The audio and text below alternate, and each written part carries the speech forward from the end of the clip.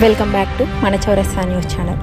జనగామ జిల్లాలోని వడ్లకొండ గ్రామంలో మారబోయిన బుచ్చిరాములు పొలంలో జిల్లా కలెక్టర్ రిజ్వానా బాషా రైతులతో కలిసి వరి నాట్లు వేశారు. రోహిణి కార్తె పంటల సందర్భంగా వారితో మమేకమై నాట్లు వేశారు.